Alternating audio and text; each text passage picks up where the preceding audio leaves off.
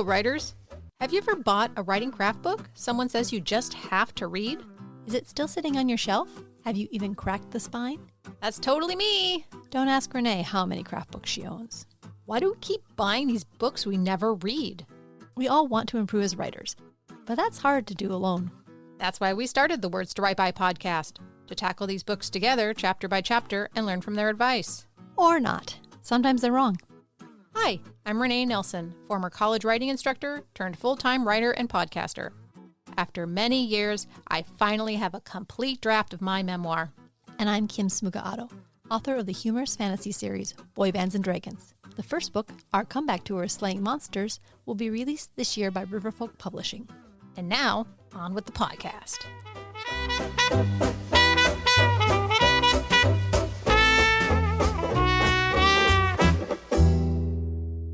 Welcome to our workshop episode. Hi, everybody.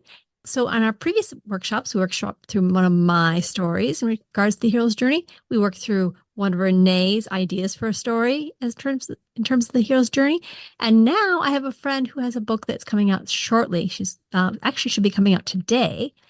And she's going to talk about her story, which does not follow the hero's journey. Elana, do you want to introduce yourself? Hello, everybody. Hello, Kim and Renee. It's wonderful to be with you. So my name is Elana Gomel, and I am a writer and an academic. I wrote a whole bunch of books about science fiction and fantasy, academic books.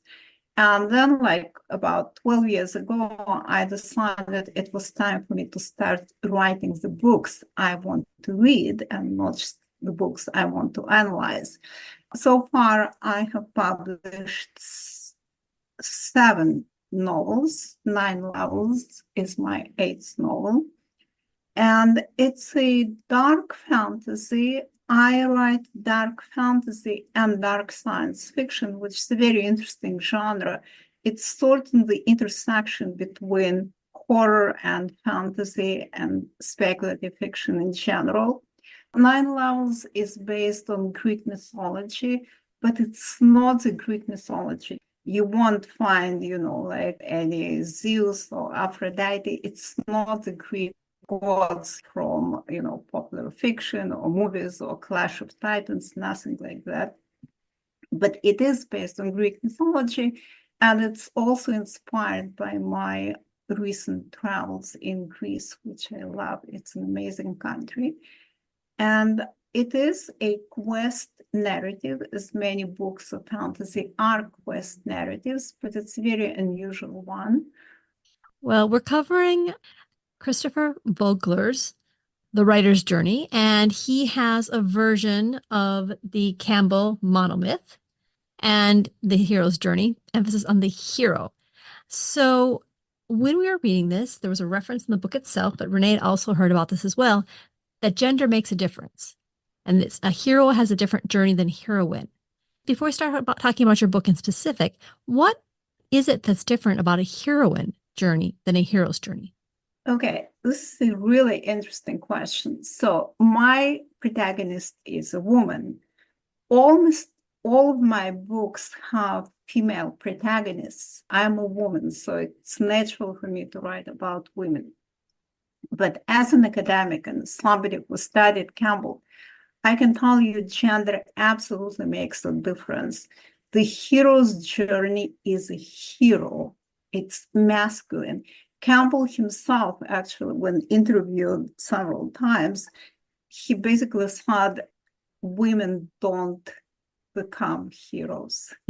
Women can be obstacles.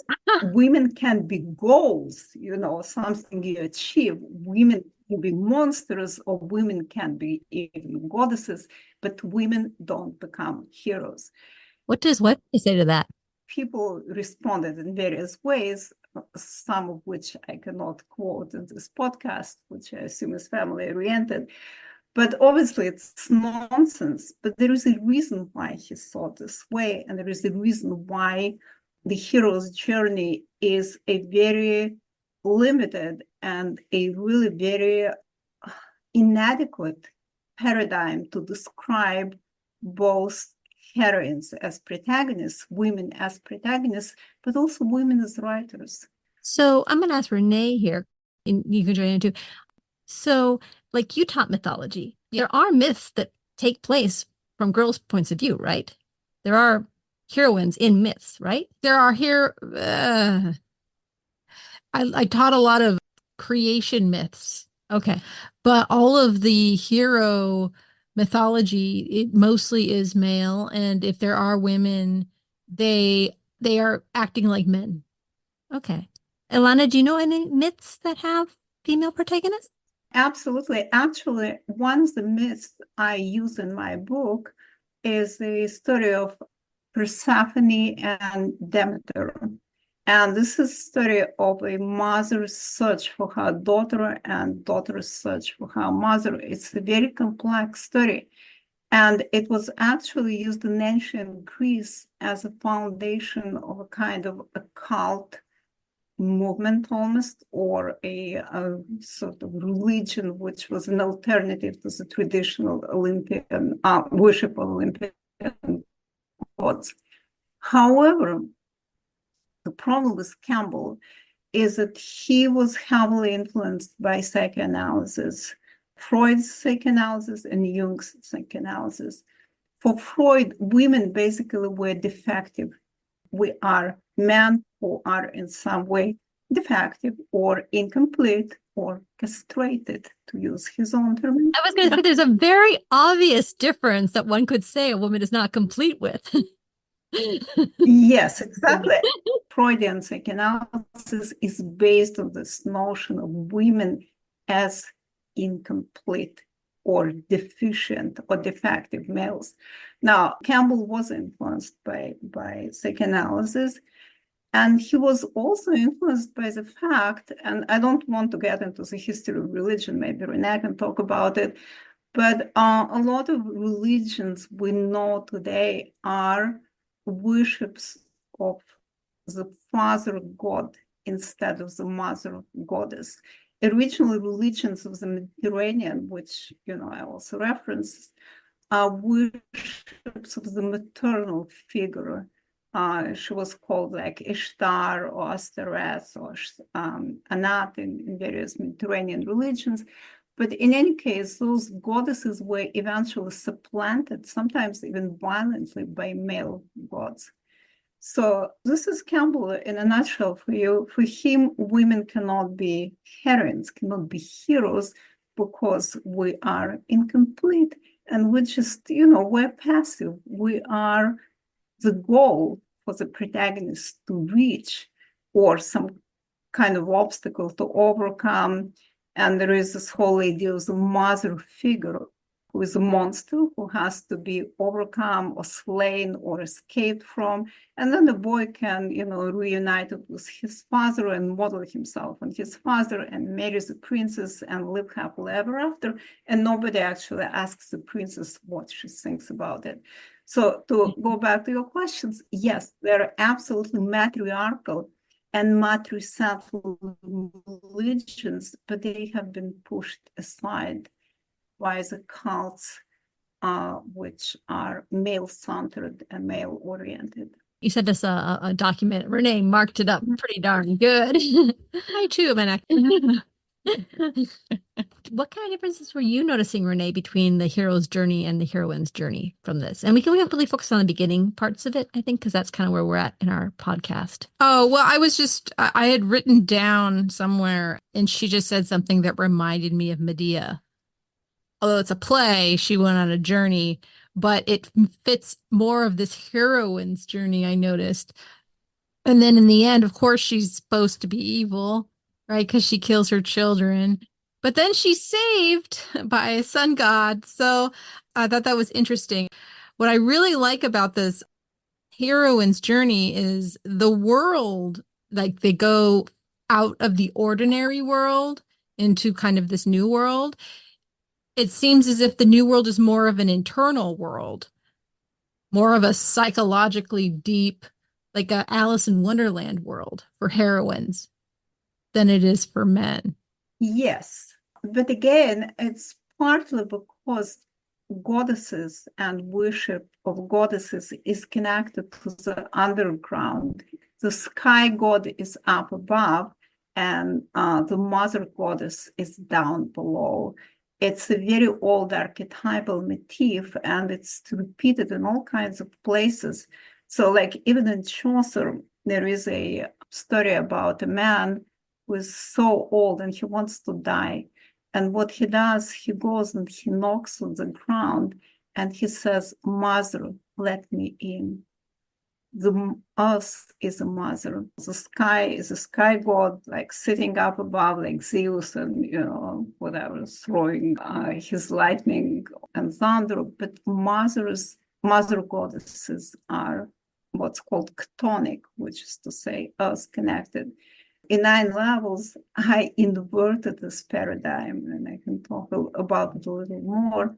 But absolutely, for a woman to reunite with the mother or to understand herself in relation to her mother, very often she has to go down or to go inward, as opposed to the hero, which goes out and slays monsters. Yeah.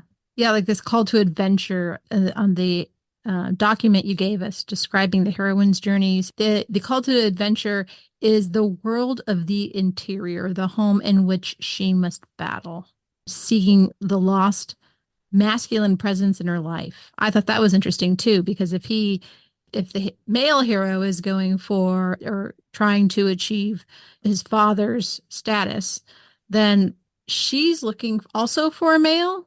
I thought that was interesting. It's kind of problematic, but it seems to me as what this article is saying, and I don't necessarily agree with everything. I just sent it to you so you could see what people are saying.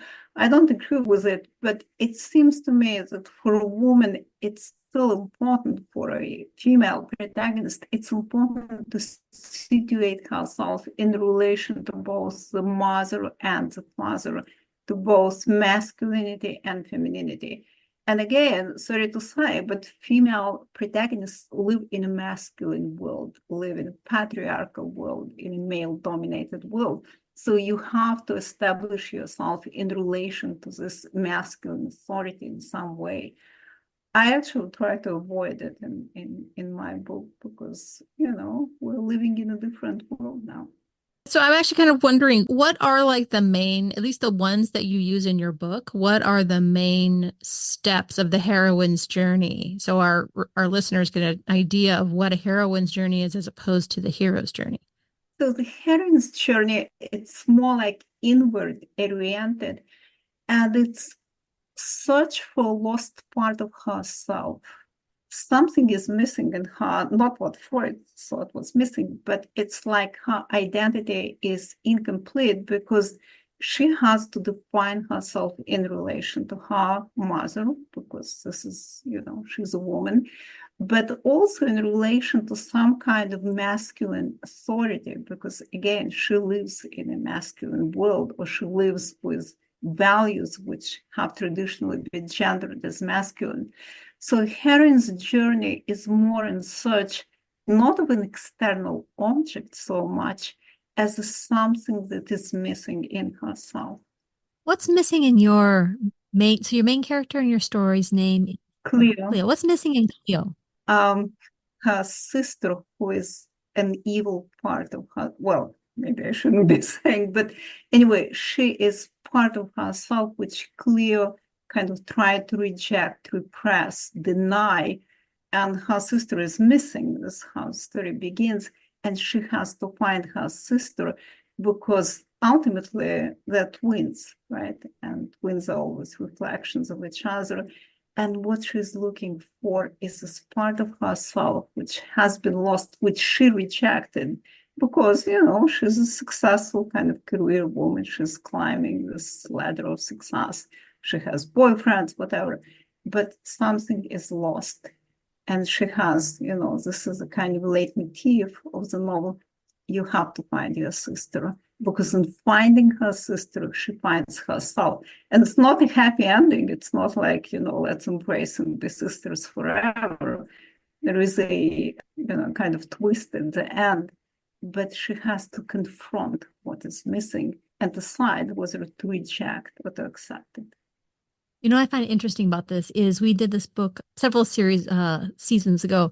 We did a book called Scene and Sequel, right? No, Scene and Structure. Scene and Structure. And his idea, Bickham was the author, his idea was that you start your story at the point where your protagonist is out of their element. Something is wrong or something is challenging their self-perception. yes. And that's what boosts them on. Whereas the hero's journey is like your hero starts off in just this happy little place where everything's boring and nothing's happening. And then he has to go out based on a mentor coming in and saying, you know, we need you for this. Yes. Whereas yours feels much more, like you said, psychological. So if the heroine is driven not from an exterior call, but something internal, does she have a mentor? I hate mentors. She has a whole bunch of mentors, but they're all flawed and incomplete. And actually, some of them are traitors. She has to abandon her mentors. I love this quote by Friedrich Nietzsche. Said, you do a disservice, I'm paraphrasing, you do a disservice to your teacher by remaining a pupil. You have to surmount your teacher, you have to overcome. So in a sense, it's similar to this idea of overcoming. So yeah, she has a lot of mentors, but they're not like Yoda or whatever it is, or Yoda, like Kenobi. Do you use that quote with your grad students? Yes. I totally do. And, you know, I'm a teacher myself. I'm a university professor. So I have taught many, many students, generations of students. And my happiest moment is when a student says, you know what, I don't agree with ABC. Here is my take on it. This is when I know that I have done my job as a teacher. And so in my novel, she has a whole bunch of helpers and mentors, and they all turn out to be unreliable or worse. They turn out to be enemies. And at the end, she has nobody to rely on but herself and her understanding of who she is. There is one female character who's sort of mentor, you know, it's her grandmother, but again, not really. You know, there is a twist at the end where it's indicated that mentors have their own agendas. Sorry to say, people, professors have their own agendas. You know, we don't live just for you. So students, you know, rebel against your teachers. I did think that when we were doing The Last Unicorn, I always liked Schmendrick best when he wasn't exactly being helpful. I always found him to be much more interesting at that point, like as opposed to the Gandalf mentor that is always right and always looking out for the hero. Yeah, and the end of the book, when he gains his powers, he kind of becomes just a different character. He's not really the same Schmendrick. Mm-hmm. It was interesting you're talking about that group of friends, which is a step in the heroine's journey that I noticed. And I immediately thought of Sarah from The Labyrinth. That had David Bowie in it. And I was like, oh my God, she is going on a heroine's journey and she has all of her friends. And then she has to leave her friends. Hoggle, what's the word? Is not a good friend. No, he betrays trouble. her. Yeah. You know, and so it was really interesting how those seem to be in parallel to both the heroine's journey and what your story is going for. Oh, it's a perfect example, actually. Sarah, I love labyrinths, and my kids love labyrinths. Anyway, it's a perfect example of the heroine's journey because remember, Sarah, she's searching for her baby brother, but she doesn't really love him all that much. I mean, she's the one who is responsible for him being abducted by the Goblin King. And the reason why she's looking for him is because it's her duty. It's her brother, after all. It's not a question of love or even desire. So in many heroes' journey stories, he falls in love with a beautiful princess and he has to search for her because she's his one true love or something. But it's not in Labyrinth, she's doing it out of duty, not love. And actually, she has to reject the Goblin King, who is very attractive. Very handsome. Very handsome, very attractive. because ultimately she has to do the right thing and not necessarily the thing that she wants to do. It's similar to what happens in 9 Levels, because Cleo doesn't really love her sister, but it is her sister. She has to find it because she has to be complete in what she is. And duty to your family is part, and knowledge how to forgive, because she also has to forgive her sister and her mother, and she learns how to forgive. I find this interesting because, like, biologically, not for every mother and not for every mother-child relationship, but there is kind of a duty to the whole thing. There is something biologically that causes you to protect this small individual. I mean, and you love them, but it's kind of more like the love goes on top of the basic biological need to do this. Mm-hmm. Oh, absolutely. And it's again, my novels are very influenced by mythology.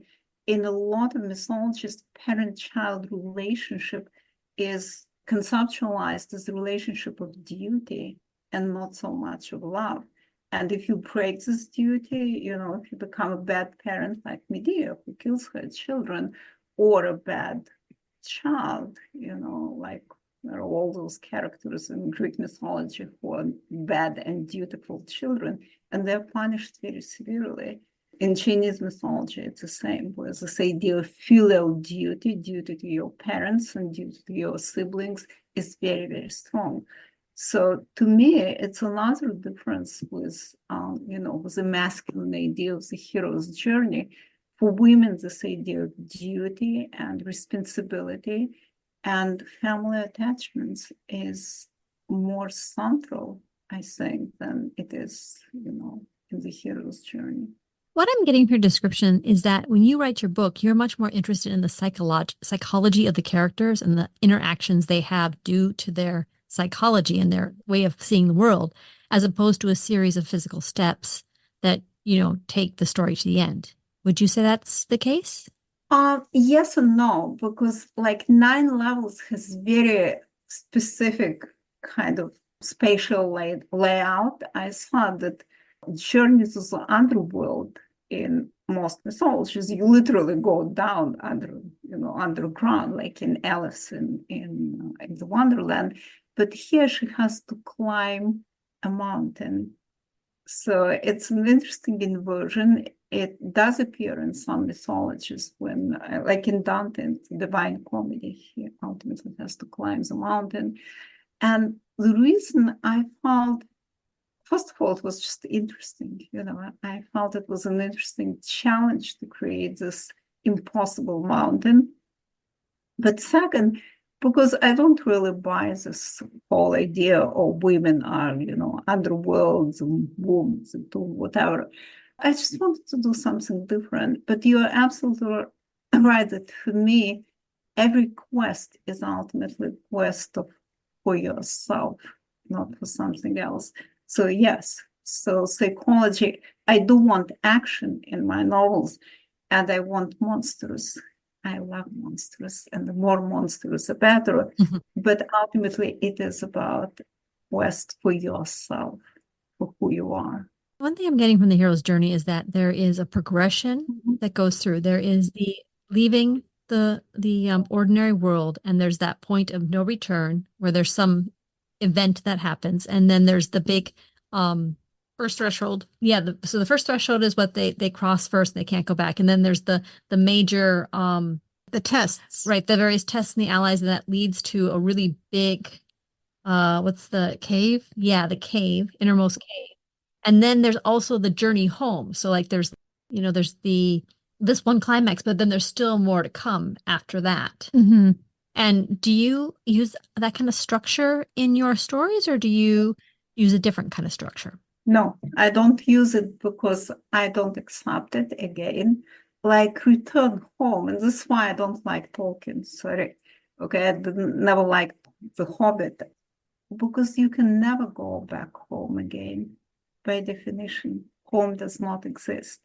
In 9 Levels, the ending is very open-ended, but she definitely does not go back home. She doesn't go back to England. She's from England. She remains in Greece. I have lived in 4 different countries. And I was born in a country that doesn't even exist anymore, which is the USSR. I can never go back home again, nor do I want to. It's like a total nightmare would be for me to wake up and find myself in a place in the country where I was born. I don't want to. And this whole idea of going home, there is something, again, like male-oriented to it, you know, a little boy running back home to mommy, who is like always waiting for him, and no matter what he does, mommy is here, you know. I love my sons, but, you know, that's not what I'm here for. No, I don't want to go back home. Nobody can go back home, because home is not just a place, it's also a time. When you think about home, you think about, you know, the place where you were born, maybe as it was when you were a child. You cannot go back home. Go forward, not backward. And I suppose that's keeping with the fact that the heroine's journey starts with something wrong internally. So, I mean, they want to fix that thing. You're like you said, home is not a sanctuary you go back to relax and to be safe. There's a reason why you left it in the first place. Yeah, that's exactly right. So for me, the completion of the quest is when you have found what was missing to begin with, but it doesn't mean you just go back to what you were, just the opposite. You become something new, somebody new. And because you're somebody new, you also need a new home. The home is always, you know, different because it depends on who you are at any given moment. So all of my novels, and I don't like series, even though I think I should, but all of my novels end up in a kind of open-ended note, because even I don't know what will happen to my protagonists. As we were talking about myths and the fact that so many myths have male heroes, I was thinking that a lot of fairy tales have female heroine. Yeah. You know, often myths and fairy tales are mentioned in the same breath, but that's a pretty big distinction. Did you ever notice that? Think about that, Renee? Yeah, it seems with the ones Grimm, right? You know, it was used for compulsory education. And so a lot of times you'll notice, at least with the women ones, it has to do more with this is your role. And look what happens when you go outside your role. You know, You marry Blackbeard. right. Well, no, Or Bluebeard. well, he looked like a good partner. Right. And then she relied on her brothers to help her. But she was actually pretty clever in the end. And this is mentioned actually in the article. So there are heroines.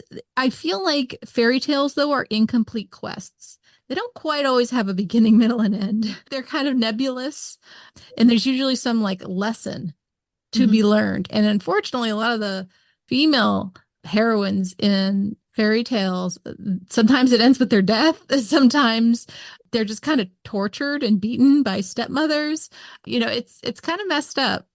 But sometimes they come out on top, you know, and if they do, unfortunately, it's always them like getting married. Yeah. So it's an interesting point, but fairy tales have been called incomplete or fragmented mythologies. It's like a myth, you know, broken up into fragments. So there is a whole history to it, but you're absolutely right. There are more heroines in fairy tales than in complete like religious mythologies. And actually, if you go back before the Grimm brothers and look at what those original fairy tales were like, first of all, they're incredibly dark, incredibly violent and bloody. What the Grimm brothers did was to sanitize fairy tales, and then Disney, unfortunately, sanitized fairy tales out of existence. Like in the original version of Snow White, when Briar Rose, Briar Rose, when the prince is supposed to kiss her and wake up, whatever, he doesn't kiss her, he rapes her. And she gives birth to twins, and and then she wakes up when she's a mother. So it's interesting, she wakes up when she's a mother, not when she's a wife. So a lot of traditional fairy tales before the Grimm brothers, before Disney, before this whole, synthesization of fairy tales in the 19th century are much more focused on women as protagonists. they're often tragic and end in death. When they end in marriage, yeah, if you lived in the Middle Ages and you wanted to be successful or even to survive, you had to get married. It's just the historical reality of it. But women are much more active in fairy tales than we even understand today, because we're familiar with those Disney princesses, but they're active in different ways. What advice would you have for people that want to write stories? Like Renee and I seek out these books to kind of like help us with our writing, help us with our plotting. We interviewed a person early on that said that she had a literature background. She wasn't really taught how to basically just structure a story or a quest story. So the hero's journey was a really useful guide for her.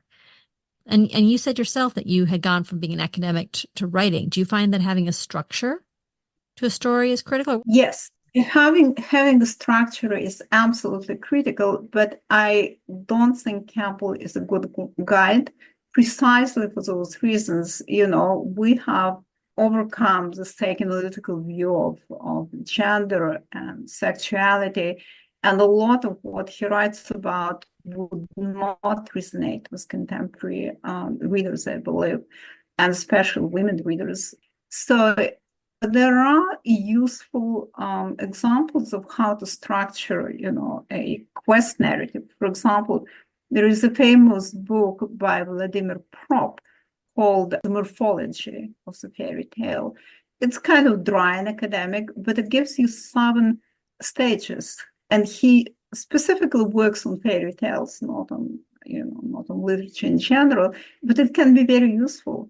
I told you, I think of my novels as fairy tales for adults. So I do use some of he calls them functions, so 7 functions and 7 stages. Those are very useful because a novel, especially a speculative fiction novel, has to have a quest structure, because otherwise, why would you be reading it? We want to know what happens next. So structure is crucially important. Without structuring it, it's just not even a novel. But I don't think that Campbell is a good guide. I don't even think that this heroine's journey is a good guide, because ultimately 9 levels is about a desire, to find yourself, and it's universal. I really hope that the novel appeals to both men and women, regardless of gender, just as I like, fantasy novels where the protagonist is a man. I think desire to find the missing piece of yourself is a universal human desire. And I really do hope that my male readers can identify with Cleo, even if they don't identify with her relationship with her mother or sister. They identify with this desire to be yourself, find yourself, overcome obstacles, be brave, courage. Those are universal values. And this is one reason why I don't like Campbell, is precisely because he doesn't emphasize enough that certain ideas and values and needs and desires are universal and not marked by gender or sex. So in this sense, like something like Prop or Jeanette, who's different narratologist, it's all very kind of dry, but at least the ideas of how to structure a story are not marked by those, notions of women are, whatever, walking wombs and men are. Great conversation. Thank you so much. And before we go, why don't you just tell us a little bit more about the book's title, where they can buy it, all that kind of stuff. So the book is called 9 Levels, literally, and it's going to be out on July 17th, and it's available on pre-order on Amazon already, and also on the website of my publisher, who is Mirror World Publisher. If you go on the website, it will be discounted or whatever. But yeah, it's available on Amazon. Okay. And also if you're searching for it on Amazon, I did a search myself. You should include Elana Gomel in the search, because there's a lot of 9 levels books out there. Yes. Yeah. Exactly. So please include, and if you include my name, you can also see what other books I have written, including books on narratology and narrative theory and all this academic stuff. Thank you so much. Thank you. Good luck with the book launch. Thank you so much, and it was wonderful seeing you, as always. Words to Write By is produced by Renee Nelson and Kim Smiga Adam. Our theme music is Roll Back the Carpet by Cool Cat Music. Have a great day.